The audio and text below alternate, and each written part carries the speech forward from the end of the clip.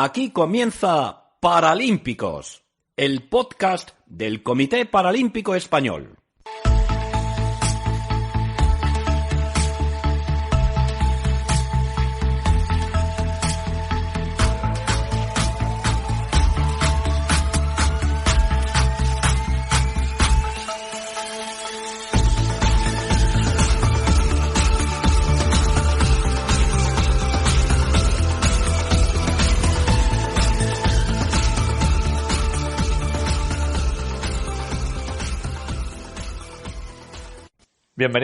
Bienvenidas a este nuevo podcast del Comité Paralímpico Español, el que hace 13. A nosotros no nos asustan ni los malos augurios, ni en teoría la mala suerte, porque hemos superado el año de vida y lo hemos hecho contando durante 365 días no solo muchos de los éxitos que han sido innumerables de la mayoría de deportistas ligados al Comité Paralímpico Español, sino también hemos conocido muchas historias. Hemos conocido cómo nuestros y nuestras deportistas son capaces de compaginar su vida personal, deportiva, laboral y de estudiantes.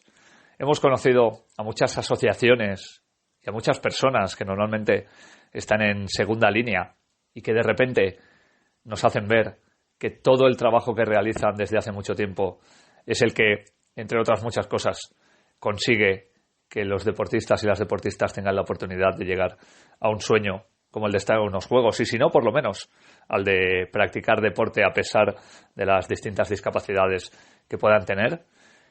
Y por supuesto, nos hemos ido al pasado para valorar el presente.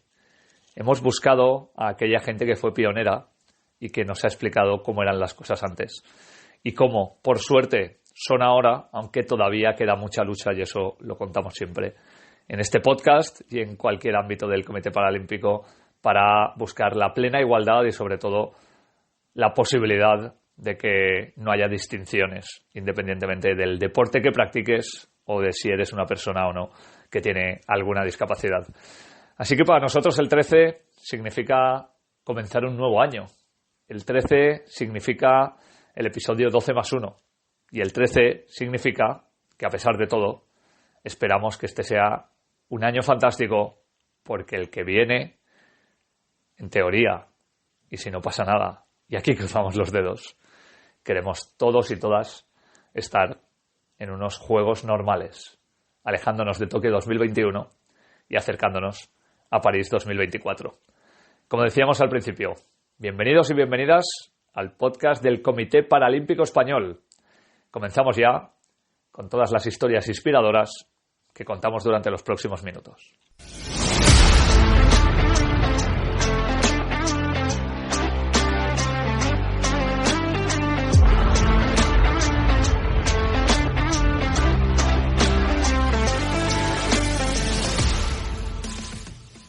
Como cada día visitamos hasta 3 veces la sede del Departamento de Comunicación del Comité Paralímpico Español, y la primera de ellas es para buscar a nuestra Ángel Martín particular, que no es otra que Isabel Domínguez, que es capaz de en menos de 3 minutos resumirnos todos los éxitos, que no son pocos mes a mes, de nuestros deportistas y nuestras deportistas en los últimos 30 días.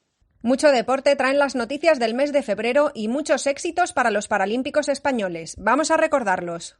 Audrey Pascual se proclamó subcampeona del mundo de esquí alpino en la estación ilerdense de Espot. La madrileña, que tiene 18 años y compite sentada, solo fue superada en el slalom por la germana Annalena Forster. Con 2 medallas comenzó España la temporada internacional de judo para ciegos, la plata de Marta Arce y el bronce de Daniel Gavilán en el Grand Prix de Portugal. La Liga AXA de Natación Paralímpica premió a los vencedores de su primera edición, que fueron Íñigo Llopis y Beatriz Lérida, y anunció las etapas de la temporada 2023.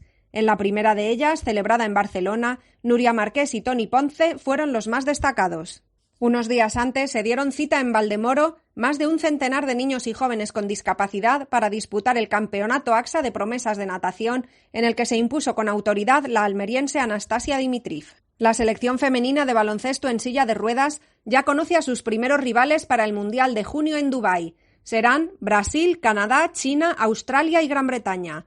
Mientras, en la Liga Nacional, Amiab Albacete y el Unión de Madrid continúan imparables en lo alto de la tabla. La renuncia de Australia permitirá al equipo español de fútbol para ciegos disputar el Mundial de Birmingham, en el que se ponen en juego 3 plazas para París 2024. En la competición doméstica, Sevilla es líder en solitario sin conocer la derrota. Sevilla encabeza también la Liga Masculina de Goalball, con pleno de victorias en los 4 primeros partidos. Con 3 triunfos comparten el segundo puesto Ica Guipúzcoa, Canarias Club León y Aragón. En cuanto a la Liga de Rugby, BUC Barcelona ya está clasificado para la final A4, en la que también tiene medio pie Adapta Zaragoza. Además, Cataluña sumó su 6º título consecutivo de campeón de España de selecciones autonómicas por delante de Andalucía y de Aragón.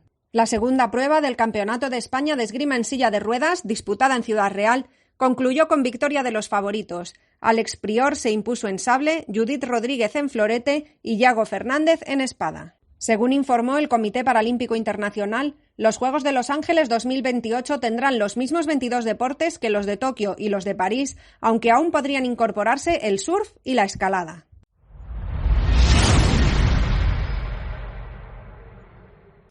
Ya lo hemos contado que tenemos agentes dobles prácticamente en todo el comité y, por supuesto, entre todos los deportistas y las deportistas pertenecientes al Comité Paralímpico, porque uno o una es deportista de élite, pero también hace otras muchas cosas. Y los agentes dobles vienen a ser aquellos que tienen 2 caras, como las que casi siempre nos presenta otro miembro del Departamento de Comunicación del Comité Paralímpico Español. Con Israel Iñiguez buscamos no solo las figuras deportivas, sino también la trastienda. ¿Qué estudian? ¿Dónde trabajan? ¿O estudian y trabajan a la vez al tiempo que se preparan para pruebas tan exigentes como un campeonato de España, un campeonato de Europa o un campeonato del mundo? Vamos a ver a quién nos descubre esta vez. Isra, ¿cómo estás? Cuéntanos, muy buenas. ¿Qué tal, David? ¿Cómo estás? Bueno, pues mira, hoy te traigo a esta sección un deportista increíble. Ya con decirte que ha estado en 4 Juegos Paralímpicos y que es medallista en uno de ellos, creo que lo digo todo. Se trata de Xavi Porras. Xavi, ¿qué tal? ¿Cómo estás? Muy buenas. Pues muy buenas, súper bien, encantado de aparecer por aquí. 5, 5, no me quites una Paralimpiada. Efectivamente, y una medalla, ahí no me he equivocado, ¿no? Ahí no. Bien, una medallita en Pekín. Cuéntanos a nuestros oyentes del podcast Paralímpicos qué supone para un deportista disputar unos Juegos Paralímpicos y, en tu caso, haber hecho 5. Bueno, ya disputar uno es el sueño, es el reto, es el objetivo. No del principio, porque yo al menos empecé como un hobby a hacer deporte, que siempre me había gustado, a hacer atletismo, que también siempre lo había seguido en su momento, siempre que veía una competición de atletismo, pero obviamente yo al menos no, mi pretensión ni mucho menos era llegar hasta donde he llegado. Y una vez, pues bueno, vas haciendo caminito y vas pasando pues por diferentes campeonatos, te vas motivando, y una Paralimpiada pues es muy complicado de explicar con palabras. Y ya 5 ni te explico, porque ninguna es igual. La primera porque es la primera, la segunda porque llevas la experiencia de la primera, en mi caso la tercera porque en la segunda consigo la medalla. En fin, cada una tiene sus cosas súper positivas. Negativas, la verdad que poquito, quitando pues bueno, esto que forma parte del encanto del deporte, que a veces no consigues los resultados que esperabas o que tenías opción a.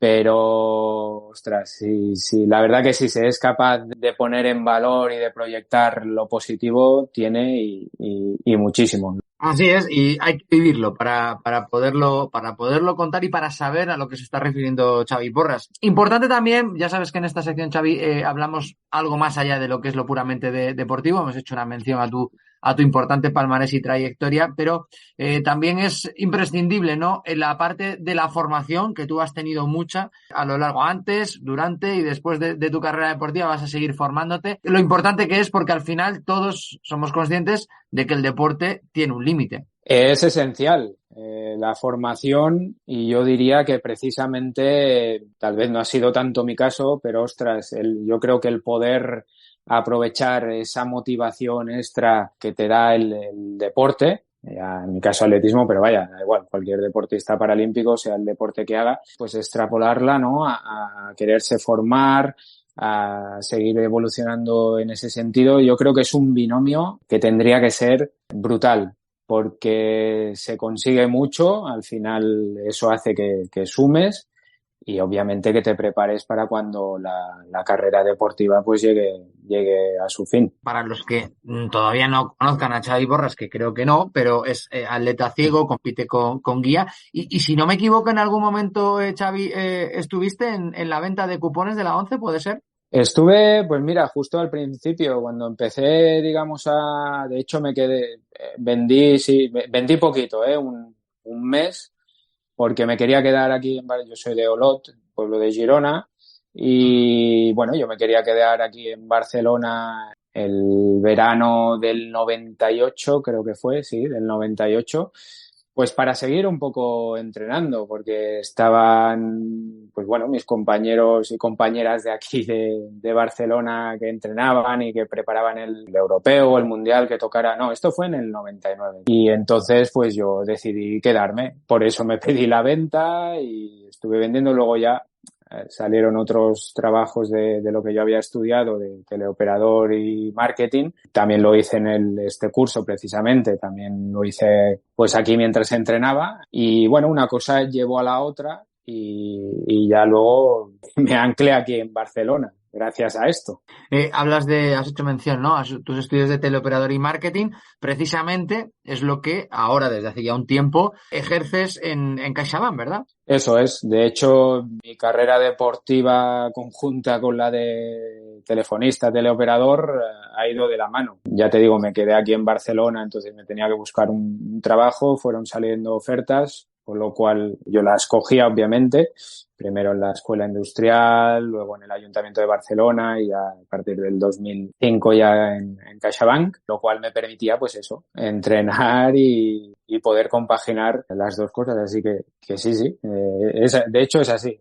Pero fíjate si eres inquieto que sigues en formación, porque me comentabas antes de iniciar esta entrevista que también en temas de quiromasaje te estás formando. Tenía muchísimas ganas durante mi etapa deportiva pues de estudiar algo, pero era bastante inviable. Yo soy una persona que si me pongo y si veo que no puedo hacerlo a un 100%, pues no lo hago. Entonces tenía muchísimas ganas de eso, lo que pasa es que luego ya también pues vinieron la familia, críos y aún lo hacía más complicado. Por eso te decía, que aquellas personas que estén en ese maravilloso rango de edad de 20, 25, que se pongan a tope, que se organicen. Al final es cuestión de organización y de buscar motivaciones y que al final se puede llevar todo por delante. Entonces, a la que vine de Tokio, ya me relajé en el tema de deporte de alto rendimiento, pues ya había ahí el hueco y la excusa perfecta. No tanto algo de universidad, pero sí algo que también me había apasionado muchísimo siempre y también gracias al deporte, que es el tema de quiromasaje. Obviamente, pues después de más de 2 décadas dedicado al atletismo, me he subido en un montón de camillas y siempre me había generado mucha curiosidad y en fin, es un terreno también inabastable y ostras, y que también te da lugar mucho a la reflexión, a pensar en ti, en el cuerpo de las personas. Luego me encanta tratar a gente porque no hay un cuerpo igual y bueno, ese contacto también me aporta muchísimo, la verdad. Saco una moraleja de esto y es que las personas, sobre todo más jóvenes, que tienen quizá más tiempo o que le pueden dedicar más tiempo, que aprovechen a formarse. No son palabras mías, son palabras de todo un campeón paralímpico, de una referencia para el deporte de personas con discapacidad y para el atletismo español. Xavi, ha sido un auténtico placer. Nos seguimos hablando, nos seguimos escuchando y que vaya todo fenomenal, ¿de acuerdo? El placer ha sido absolutamente mío y, por supuesto, seguimos en contacto. Un fuerte abrazo. Un abrazo, muchas gracias.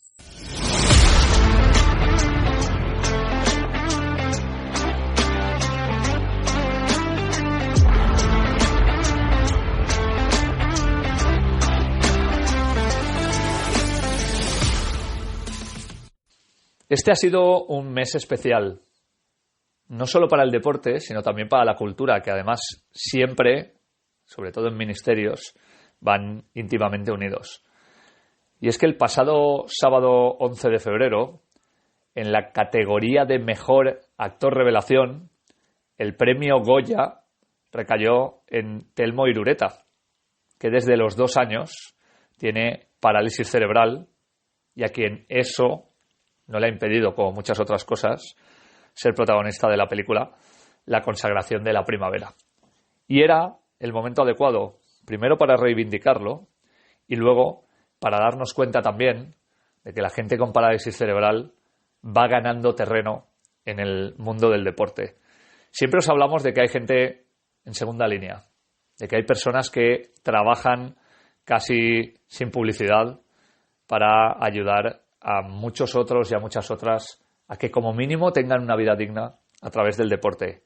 Y hoy queríamos presentaros y queríamos descubrir la Federació Esportiva Catalana de Paralítics Cerebrals, la Federación Deportiva Catalana de Paralíticos Cerebrales, cuya directora técnica, Àngel Solà, nos cuenta cómo empezó, cómo ha sido, cómo está siendo y cómo será trabajar con estas personas que poco a poco van dando no solo grandes pasos a nivel deportivo, sino incluso grandes resultados para toda España. En el 1990, la entidad tiene un carácter de asociación vinculada a SPACE, pero al cabo de poco, en 1996, pasa a tener denominación de federación. Es en este momento cuando se empieza a generar una estructura más propia de una federación, con afiliación de clubes, tramitación de licencias. En sus inicios, el objetivo principal fue la promoción de creación de clubes para poder tener una estructura más sólida y amplia, ya que inicialmente la mayor parte de los deportistas venían de la asociación ASPACE. Poco a poco se fue tejiendo una base de clubes, aunque muchos de ellos siempre vinculados a entidades y asociaciones de parálisis cerebral. Ha cambiado una infinidad. Se empezó con 4 clubes y a fecha de hoy hay unos 40 clubes activos. Inicialmente el objetivo era la organización de las competiciones de carácter autonómico de algún campeonato de España. Hoy en día la federación cuenta con un departamento de organización de eventos internacionales y la entidad tiene una larga trayectoria en organización de campeonatos como puede ser en el fútbol y en la bocha. Sin ir más lejos, en el 2022 se organizó una World Cup de fútbol masculino con una participación de 15 países y también estuvo presente la primera World Cup femenina de fútbol con la participación de 5 países. Otra de las prioridades de la federación es la promoción del deporte desde la base. Facilitar el acceso a deportes de las personas con discapacidad física se ha convertido en un objetivo. Para ello cuenta con un programa específico que da todas las facilidades para que los niños y niñas y jóvenes tengan actividad deportiva de proximidad, creando grupos de iniciación al deporte extraescolar. Se están desarrollando también proyectos de sensibilización y formación en las escuelas para dar a conocer el deporte adaptado en el ámbito escolar. En toda la actividad autonómica se han creado diversas ligas de promoción de fútbol y de bocha y de slalom, así como de natación, y se crean tanto campeonatos absolutos como ya se pueden empezar a hacer campeonatos de promoción.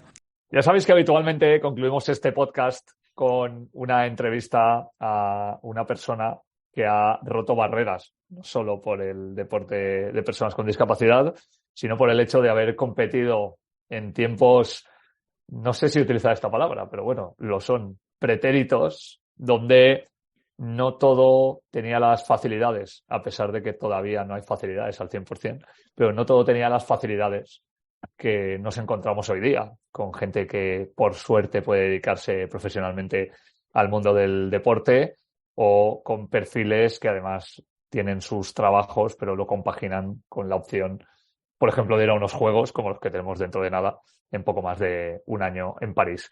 Y es muy común que busquemos siempre un testimonio, pero hay cosas que son poco comunes o que han ocurrido pocas veces y hoy queríamos homenajear, teniendo una excusa, a una serie de personas que ya de por sí individualmente son magníficas, consiguieron algo en su momento que fue extraordinario y que poco a poco también empezó a visibilizar en un deporte que normalmente es eminentemente individual, que el grupo, el colectivo, hace también fuerte a quien lo integra. Y hoy va a ser un día especial porque, aunque la introducción oficial la va a hacer, como siempre, el director de comunicación del Comité Paralímpico Español, Luis Leardi, solo le vamos a dejar hacer eso y luego le vamos a poner al otro lado porque precisamente él es uno de los integrantes de ese grupo del que vamos a hablar. Luis, ¿cómo estás? Muy buenas. Hola, muchas gracias por la introducción, David, y efectivamente es un número especial de este podcast para mí, y porque vamos a hablar de la selección del equipo paralímpico español de Seúl 1988. Pues recientemente, en la última edición de los Premios Nacionales del Deporte, se reconocieron en varias de sus categorías a distintos representantes del deporte paralímpico, como por ejemplo el premio al deportista revelación, que es el premio Rey Juan Carlos, pues se le dio a la atleta paralímpica Adriana Tú Iglesias, lo que consideramos todo como un hecho realmente histórico, porque lo fue. Pero en verdad no era la primera ocasión en la que se reconocía a unos deportistas con discapacidad dentro de una categoría absoluta. En la edición de los Premios Nacionales del Deporte correspondientes a 1988, hace ya bastantes años, pues la Copa Barón de Güell, que premia a la mejor selección española del año en cualquier deporte, recayó sobre el equipo paralímpico de natación que participó en los Juegos de Seúl 1988. Yo no quiero deciros que en aquel momento tenía 10 años, pero vosotros no teníais muchos más, porque aquí hay mucha gente que nos va a contar cómo fue aquello y sobre todo cómo están viendo ahora lo que ocurre con el deporte paralímpico. Comenzamos por Laura Tramuns, que tiene más medallas que gente somos en esta entrevista, que ha estado en 5 Juegos Paralímpicos del 84 al 2000 y que es una de las integrantes, porque hay varios aquí, con la que conectamos desde Badalona. Laura, ¿cómo estás? Muy buenas. Hola, buenas tardes. Hola, bien, muy bien, gracias. Está también Inma Palencia, que tampoco tiene pocas medallas, 4 en 2 Juegos Paralímpicos, 84 y 88. Y aunque es valenciana, y esto me toca a mí especialmente porque así no me quedo en minoría, pues no tiene más remedio que vivir en Madrid, pero yo creo que en algún momento volverá a su tierra. ¿Qué tal, Inma? Muy buenas. Hola David, buenas tardes. Sí, Valencia siempre en el corazón y volvemos mucho. Ya lo creo que sí. Tenemos también en Badalona, pues ya que todos los eventos deportivos de nuevo vuelven a irse para allá, a Jordi Gotsens, que tiene también 4 medallas en 2 Juegos Paralímpicos y que efectivamente también estuvo en el 84 y efectivamente en Seúl 88. Jordi, ¿qué tal? Muy buenas. Hola David, buenas tardes. Muy bien, la verdad es que sí. Tenemos a Pablo Corral, recientemente ha dejado la capital para marcharse a un sitio donde hace un poco más de calorcito, que es Las Palmas, y que decidió que lo que quería era ganar medallas a porrillo y en 3 Juegos Paralímpicos consiguió 8. En el 88 podríamos decir que era el Benjamín y luego se fue al 92 y al 96. Muy buenas, desde Canarias, desde Las Palmas. Creo que todavía sin muebles, pero todo llegará. Pablo, ¿cómo estás? ¿Qué tal? Buenas tardes, David. Sí. Mira, no sé si se oye el eco. Estupendo. Pasando calor. ¿Qué le voy a hacer? Pues es una lástima, alguien tiene que hacerlo. Igual que esta entrevista, alguien tiene que hacerla porque otro componente es Luis Leardi, que yo creo que os suena bastante a las personas que escucháis habitualmente este podcast desde hace más de un año, que cumplimos un año justo el mes pasado. Y que también tiene 4 medallas en 2 Juegos Paralímpicos, en el 88 y en el 92. Desde Madrid también y con alguna intrahistoria que contar. Luis, muy buenas de nuevo y hoy hemos querido buscar algo especial, que es lo que decías tú, ¿no? Y algo que también se recuerde, porque muchas veces da la sensación de que las cosas ocurren y son hechos históricos, pero no nos damos cuenta de que en la mayoría de los casos alguien rompió el muro, que es lo que siempre acabamos contando en este final del podcast. Pues sí, no éramos muy conscientes, yo creo, en aquel momento de que era un gran paso cuando, bueno, creíamos que nos lo merecíamos, ¿no? Porque es así, pero nos lo merecíamos y nos dieron este premio a la mejor selección. Y yo creo que no éramos muy conscientes. Eran unos tiempos en los que no existía el Comité Paralímpico Español, no existía pues nada de la infraestructura que tienen hoy en día. Entonces, bueno, pues íbamos allí y éramos bastante inocentes, además, pues lo disfrutamos mucho. Bueno, yo les voy a preguntar, por ejemplo, a Laura y a Inma, que recuerdan de aquel momento de la entrega del premio en el Palacio Real, porque claro, estamos hablando de un momento histórico con el deporte paralímpico siendo incipiente, pero todavía no habiendo dado el salto real, que ya nos habéis contado y además muchos de vosotros estuvisteis allí, que hubo un punto de inflexión en Barcelona, pero esto es 4 años antes. ¿Qué recordáis de aquel momento? Pues yo era la segunda vez que iba al Palacio Real. Los Reyes nos dieron la bienvenida después de los Juegos de Nueva York en el año 84. donde David, si te contamos cómo ha ido evolucionando el deporte de las personas con discapacidad en Nueva York, donde estuvimos Laura y Jordi y yo, de los que estamos hoy presentes, ni siquiera se celebraron en la misma ciudad. Y bueno, la entrega del premio para mí fue muy, muy emotiva. Era el momento de volver a ver a compañeros. Fue un ambiente muy distendido. Vimos con deportistas olímpicos como, bueno, pues por ejemplo, Coral Bistuer, Pedro Delgado, e incluso los Reyes Eméritos fueron muy cercanos y muy cordiales, y sobre todo después de irse los medios de comunicación, estuvieron allí compartiendo momentos muy graciosos con todos nosotros. Sí, yo también, como Inma, era la segunda vez que iba al Palacio Real, que fuimos, hombre, para mí fue más impactante en el 84, la verdad, pero porque era muy pardilla. Con 14 años, claro, te encuentras ahí que dices, ¿esto qué es? En el 88, bueno, estuvo muy bien, fue muy emocionante que nos dieran el premio. Claro, es evidente que nadie se lo esperaba. Al final, recuerdos, anécdotas. Pablo, Jordi, ¿cómo fueron esos juegos de los que hablabais? Porque es verdad que, como nos han contado Inma y Laura, ya el 88 empezaba a tener una cierta homogeneización entre el deporte olímpico y el paralímpico. Todavía no se había llevado a la totalidad como ocurriría en Barcelona, pero me imagino que ahora le cuentas cosas a gente que está compitiendo en estos momentos y es factible que nos crean, ¿no? O que quiera venir otra vez a esos juegos. Porque era, a ver, además, como tú has dicho al principio, en mi caso yo era el Benjamín. Yo con 16 años, pues bueno, era la segunda vez que salía de España ya, pero que para mí sí que efectivamente era una novedad absoluta. Lo que recuerdo, aparte de la emoción, de ganar medallas, de competir, recuerdo así como con los pelos de punta, el hecho de que en la inauguración no esperábamos prácticamente a nadie, o queríamos ver que no iba a venir nadie, porque además llovía y estaba el estadio lleno, y eso ya fue, ostras, que vienen para nosotros, que vienen a vernos a nosotros. Fue un choque impactante muy grande, y el competir en la misma piscina que habían competido los olímpicos apenas 20 días antes. Eso fue una gozada. Yo creo que lo de Pablo es la realidad, porque el salto que hubo cualitativo y cuantitativo entre Nueva York y Seúl fue enorme. Nosotros alucinábamos, como decía Pablo, con el estadio lleno. Debían de haber 80.000 personas, con una ceremonia de inauguración que no tenía nada que ver con la que vimos en Nueva York, que vino Reagan con un helicóptero y aterrizó en el Estadio Olímpico, que no era estadio ni nada, y debían de entrar allá, no sé, Inma o Laura, 2.000 personas o algo así. Y después lo de la piscina, a ver, las anécdotas es que íbamos a nadar, estaba la piscina llena con 5.000 personas, se vaciaba y volvían a entrar 5.000 personas, y estaba bien porque en la vida habíamos saludado tanto a todos los espectadores cuando nos nombraban, ¿no? Era divertido, curioso y agradecidos por la experiencia que pudimos vivir.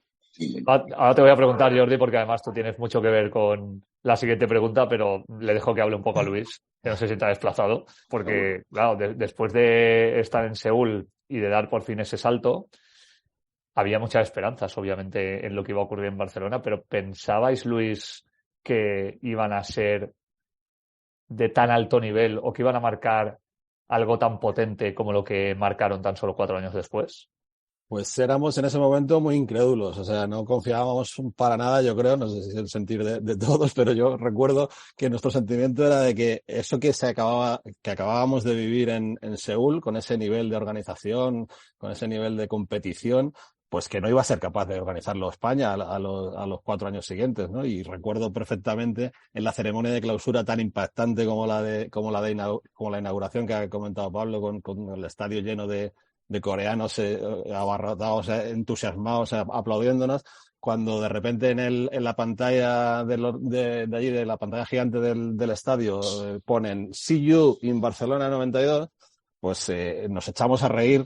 Recuerdo perfectamente todo el equipo español, nos echamos a reír diciendo es imposible que Barcelona vaya a albergar unos juegos como estos, ¿no? Y digamos, Siyu, para nada, ¿no? De hecho, se llegó a plantear en un primer momento que en vez de en Barcelona se hicieran en Lleida, pero bueno, nos equivocamos meridianamente porque se puso en marcha la maquinaria organizativa española, que al final tenemos que estar muy orgullosa de ella, o española y catalana, y la ciudad de Barcelona, la Generalitat, el Estado español y la aportación importantísima de la Fundación 11, pues se hicieron unos Juegos Paralímpicos en el 92 que marcaron un antes y un después para el movimiento paralímpico, y una perfección, bueno, de la que yo creo que Jordi nos podrá contar un poquito más, porque él además fue uno de los protagonistas en el comité organizador.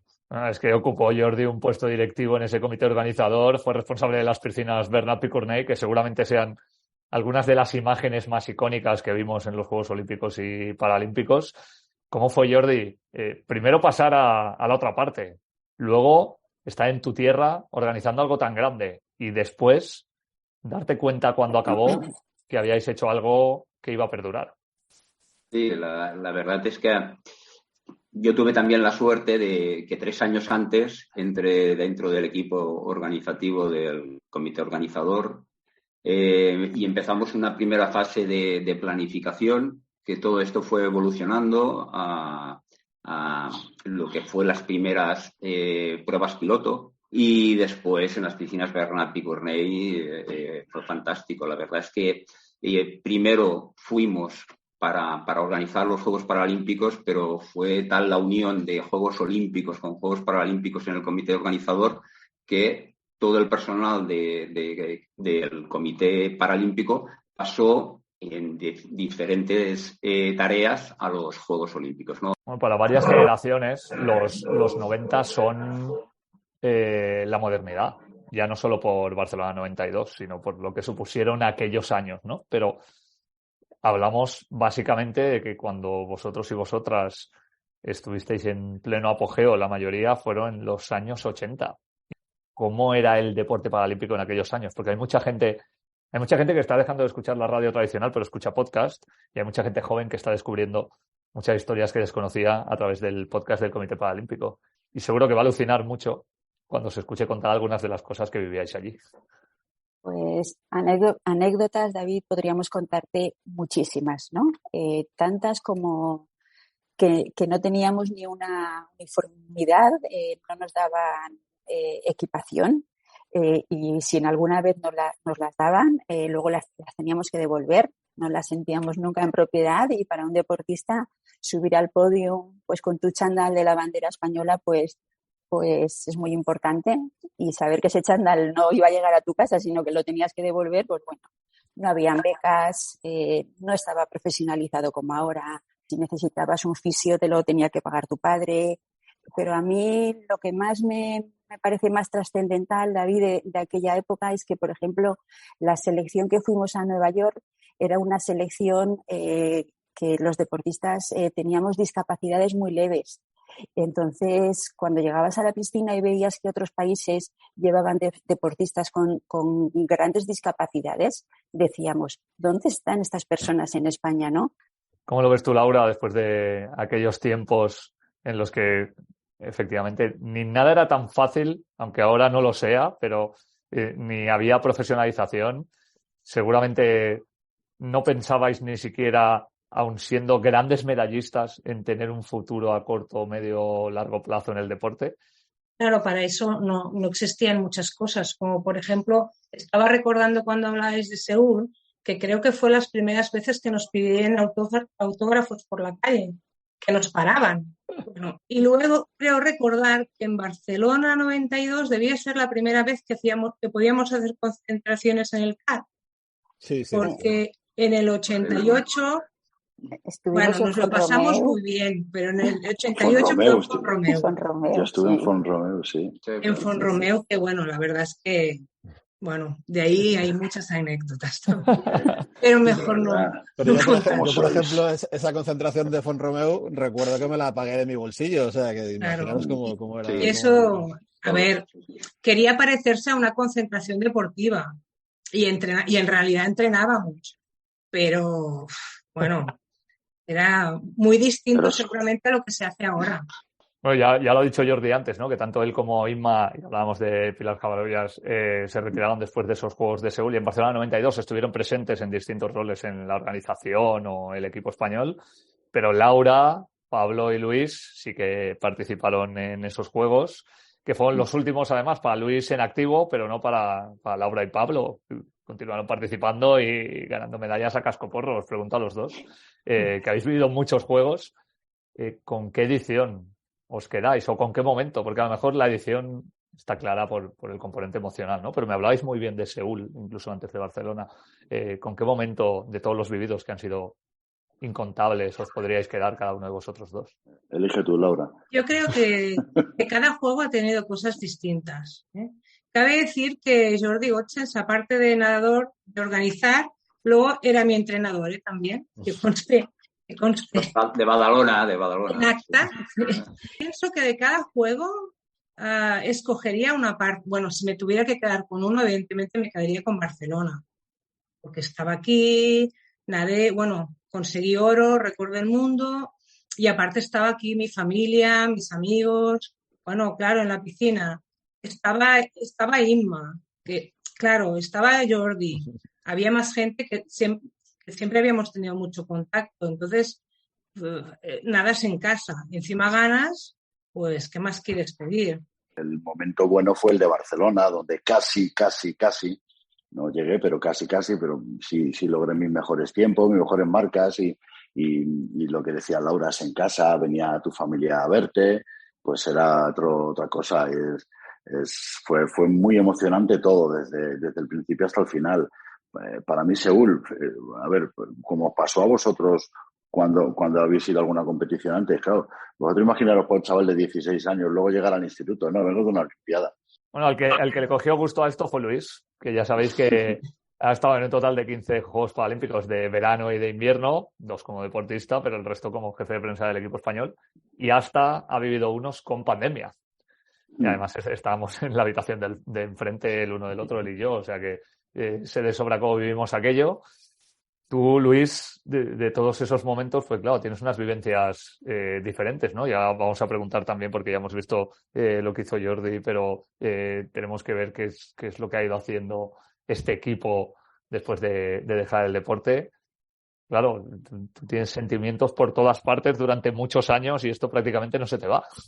Claro, pero yo seguiría en la línea un poco de Pablo, ¿no? Lo que vives y de Laura y bueno, yo creo que de todos, ¿no? Lo que vives en casa, unos Juegos Paralímpicos como nadador en tu país, pues hombre, la verdad es que a mí Barcelona 92 que yo creo que no me lo quita nadie como los mejores juegos, pero es que no solo es un pensamiento de los que pudimos estar ahí siendo españoles además, sino que es un pensamiento que estuvo muy extendido durante muchísimo tiempo en el movimiento paralímpico internacional, que consideraba que los Juegos de Barcelona 92 no se habían superado hasta bien entrado el siglo XXI, yo podría decir que hasta Pekín 2008 o Londres 2016. Como decía Pablo, los Juegos de Atlanta fueron bastante regulares, por dejarlo bien, pero tampoco, bueno, Sydney y Atenas estuvieron bien, pero en realidad lo que hacían era replicar el modelo de Barcelona 92, un modelo exitoso, por supuesto, y lo hicieron bien, pero no dieron ningún paso adelante, podemos decir.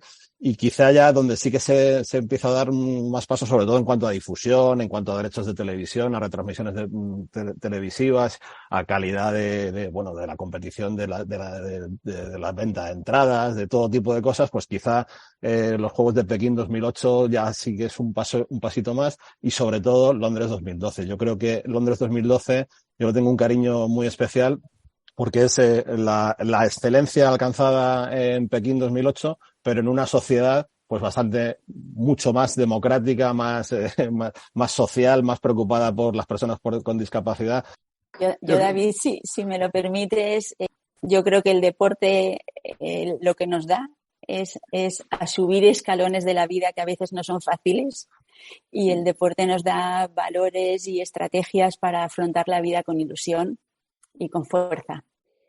Y yo creo que este es un mensaje muy importante, porque estamos hablando muchas veces de los deportistas y las deportistas con discapacidad que ya han llegado, que están a punto de llegar por los programas que están apareciendo, como es el caso de Trainers Paralímpicos, pero también con todos los programas de categorías de formación que muchos sponsors están consiguiendo reubicar para que niños y niñas jóvenes, que siempre han sido la problemática del acceso, estén teniendo esa posibilidad. Y no solo el hecho de haber escuchado esta entrevista, sino de saber que los padres y las madres deben de perder el miedo, porque el deporte precisamente es lo que ayuda a crecer a muchos de esos niños y niñas, pues es una conclusión muy buena, porque al final estáis aquí todos y todas con buena salud, con una sonrisa. La gente va a escuchar esa sonrisa aunque no os vea, y yo estoy seguro de que cuando os juntéis acabaréis contando 1000 historias y seguramente no acabe la noche nunca en el momento en que todo el mundo, pues por ejemplo, vaya a estrenar La Casa de Pablo en Las Palmas y allí haya que montar el taco con el equipo de Seúl 88. Ya estamos a punto de terminar de montar el hotel.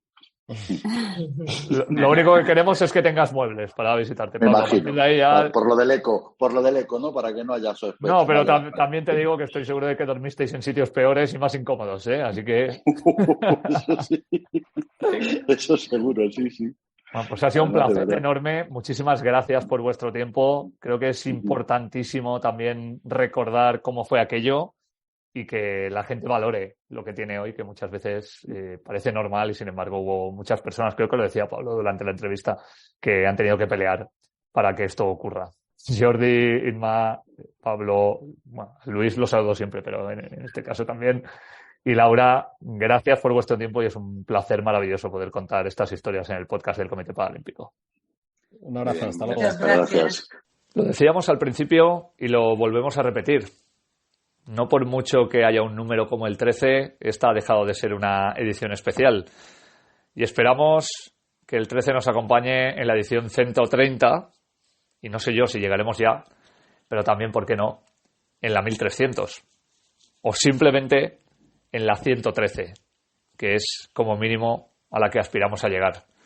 En cualquier caso, aquí queda este podcast para escucharlo en cuanto aparece en cualquiera de las plataformas, o para poder paladearlo y disfrutarlo en cualquier momento del próximo mes. Porque ese va a ser el tiempo que tardemos en aparecer por aquí.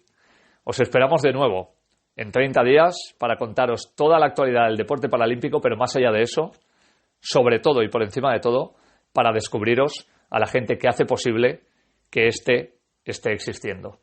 Gracias de corazón a todos y a todas por escucharnos y por estar ahí. Paralímpicos, el podcast del Comité Paralímpico Español.